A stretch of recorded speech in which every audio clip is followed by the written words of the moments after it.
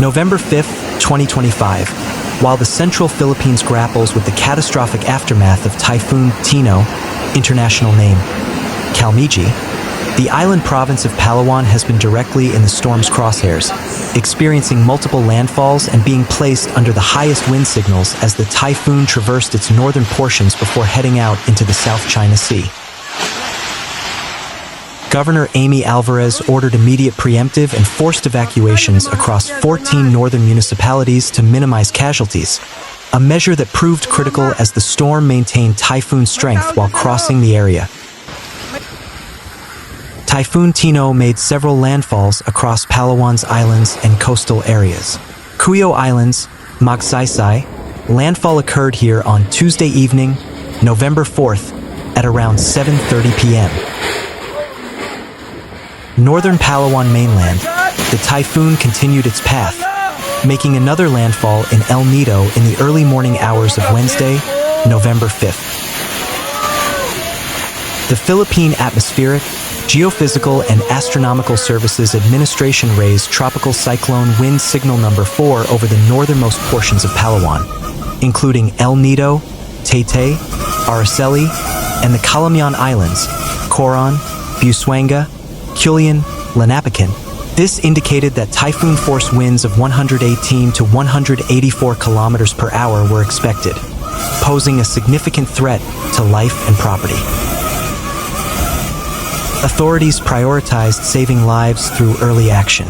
Over 1,000 families, more than 3,000 individuals, were evacuated from high-risk, coastal, and flood-prone areas across towns including Roxas, Coron, Cuyo, Culion, and Magsaysay. The Provincial Disaster Risk Reduction and Management Office activated its Emergency Operations Center to a red alert status, coordinating with local units and the Philippine Coast Guard to ensure smooth evacuations and alert coastal communities of the imminent danger.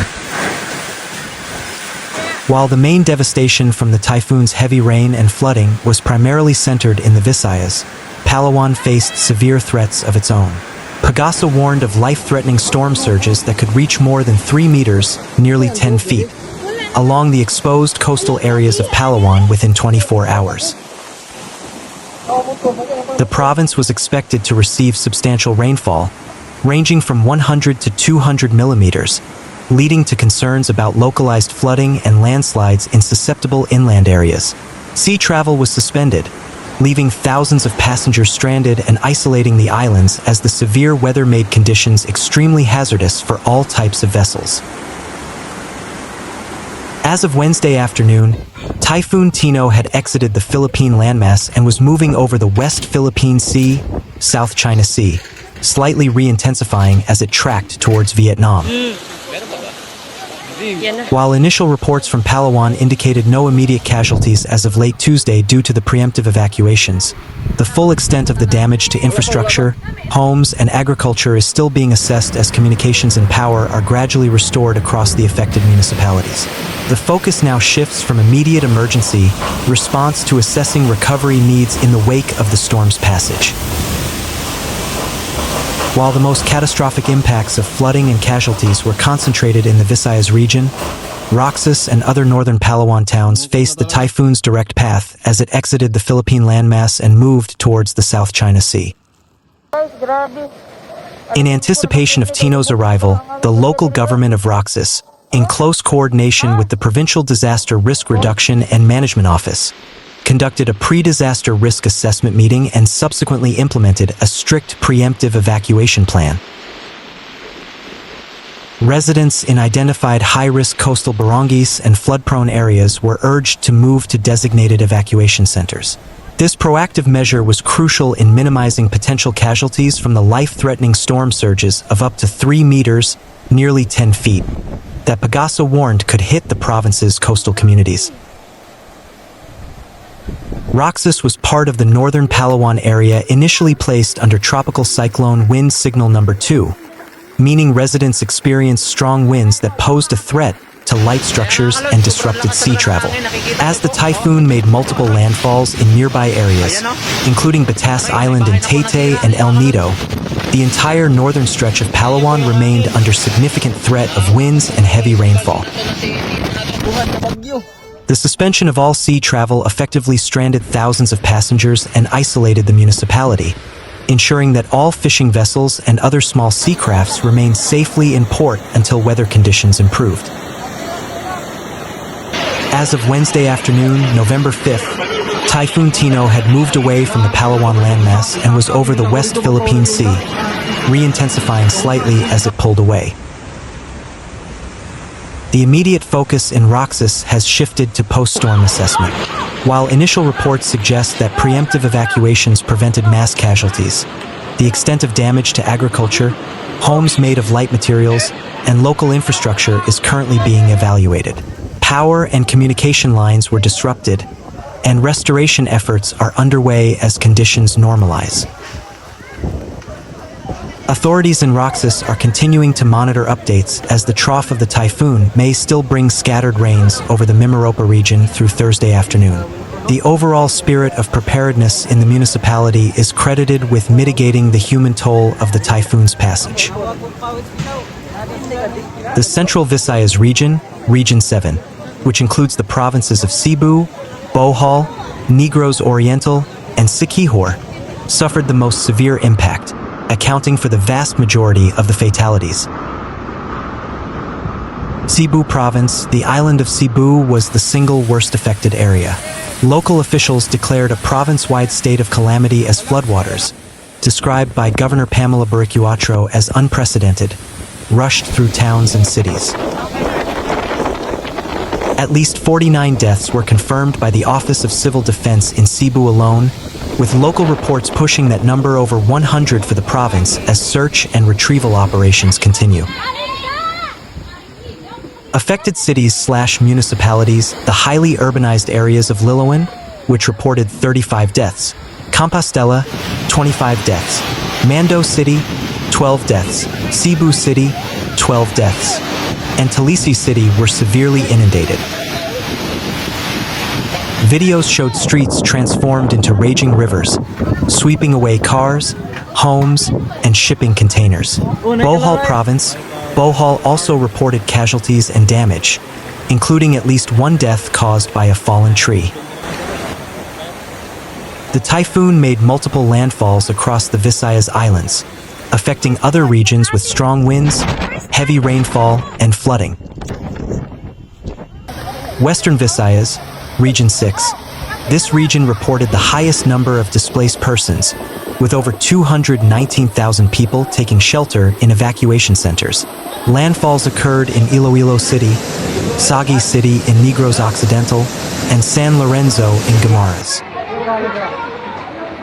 Negros Island region, in Canlaon City on Negros Island, deadly flash floods mixed with volcanic mudflow lahar from past eruptions of Mount Canlaon buried homes, leaving at least 12 people dead and more missing.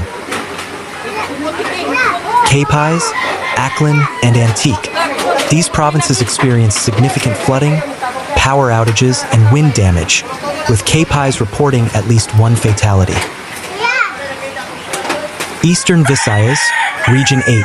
Southern Leyte was the site of Tino's initial landfall in the town of Silago. The province was deluged with more than a month's worth of rain in just 24 hours. Clearing operations by the Philippine Coast Guard and other agencies are ongoing to restore transportation links and deliver aid to this region. Across the Visayas, an estimated 706,000 people were affected by the storm.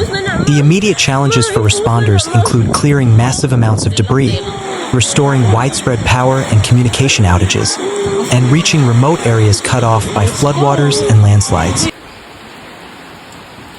The disaster has highlighted climate vulnerabilities, with scientists noting that human-driven climate change contributes to more powerful storms and intense rainfall events. Calls have been made for investigations into existing flood control projects, particularly in Cebu, which some officials allege may have been substandard.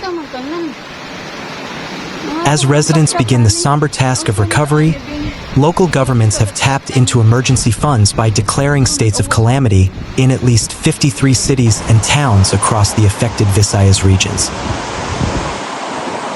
While Typhoon Tino brought maximum sustained winds of 150 kilometers per hour and gusts up to 205 kilometers per hour, the primary cause of devastation in Liloan was the sheer volume of torrential rainfall.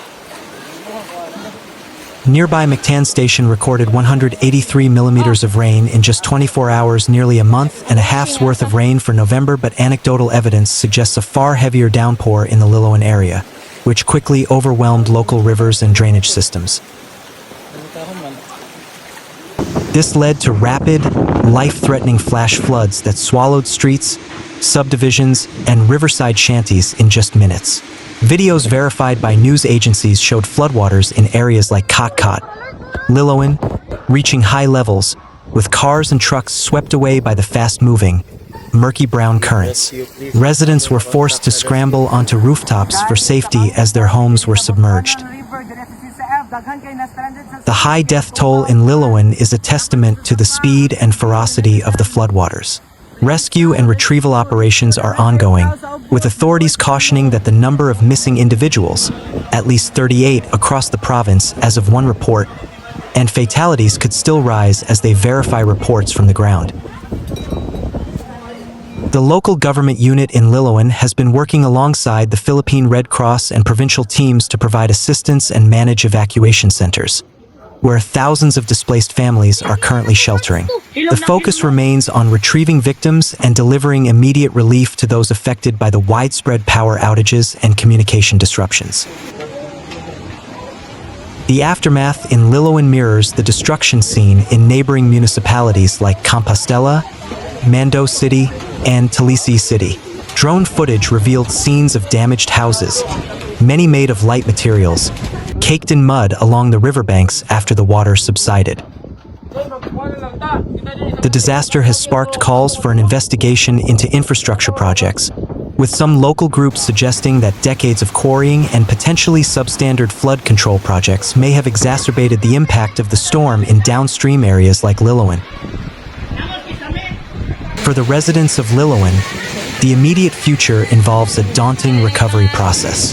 The provincial government has dispatched emergency relief goods, but the emotional and physical toll of the typhoon remains immense as the community begins the grim task of rebuilding.